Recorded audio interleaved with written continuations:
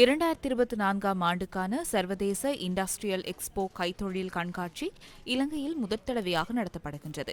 கண்காட்சி இன்று முதல் எதிர்வரும் 23ஆம் தேதி வரை பண்டாரநாயக்க சர்வதேச மாநாட்டு மண்டபத்தில் நடைபெறவுள்ளது. பல்வேறு நாடுகளை பிரதிநிதித்துவப்படுத்தி சர்வதேச தொழில் முனைவோர் மற்றும் உள்ளூர் பாரிய மற்றும் நடுத்தர அளவிலான தொழில்துறையினர் இதில் பங்கேற்கின்றனர். 1307 கண்காட்சி கூடங்களை இந்த தொழிற்துறை உள்ளடக்கியுள்ளது.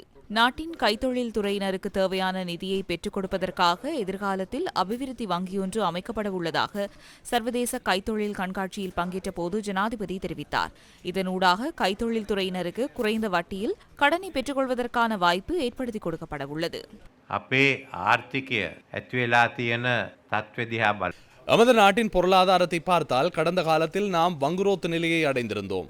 எனினும் எமக்கு கடன் வழங்கிய நாடுகளுடன் அடுத்த சில வாரங்களில் உடன்படிக்கைக்கு வர எதிர்பார்த்துள்ளோம். இதனூடாக வங்குரோத்தடைந்த நாடு என்ற அவப்பெயரில் இருந்து எம்மால் விடுபட முடியும். இது தொடர்பான ஒப்பந்தமும் சில வாரங்களில் எட்டப்பட உள்ளது. இதன் மூலம் தனியார் கடனாளிகளுடன் பேச்சுவார்த்தை நடத்துவது எளிதாகும். எனவே 2 வருடங்களில் நாம் இந்த வெற்றியை அடைந்துள்ளோம். இந்த வெற்றியை அடைவதற்கு பல வருடங்கள் செல்லும் என பலர் கூறினார்கள். எனினும் இந்த வெற்றி தொடர்பில் எம்மால் திருப்தி அடைய முடியாது. இந்த வேலை திட்டங்களை நிறைவு செய்ததன் பின்னர் கடனை எவ்வாறு மீளச் செலுத்துவது என்பது தொடர்பில் சிந்திக்க வேண்டும். பல வருடங்களாக பெற்ற கடனை மீளச் செலுத்த வேண்டியுள்ளது. அதற்காக 2048ஆம் ஆண்டு வரை காலத்தை பெற்றுக்கொள்வதற்கு எதிர்பார்க்கின்றோம். அத்துடன் இந்தியாவுடனும் இணைந்து செயற்படுகின்றோம். இந்திய பிரதமர் மோடியுடனும் கலந்துரையாடினேன். நாளை வெளிவிவகார அமைச்சர் ஜெய்சங்கரும் வருகை தருகின்றார். அவருடனும் கலந்துரையாடுவேன்.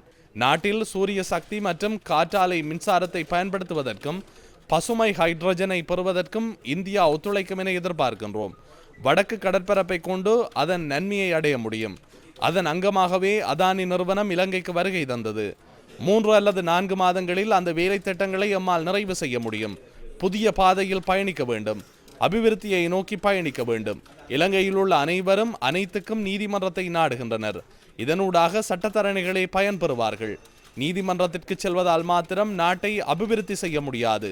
தேசிய கொள்கைகளுக்கு அமையவே முன்னேற வேண்டும். ගිහින් පටන් ගන්නේ උසාවි සංවර්ධනය කරන්න බෑ. අපේ ජාතික ප්‍රතිපත්ති අනුව ඉදිරියට යන්න ඕනේ.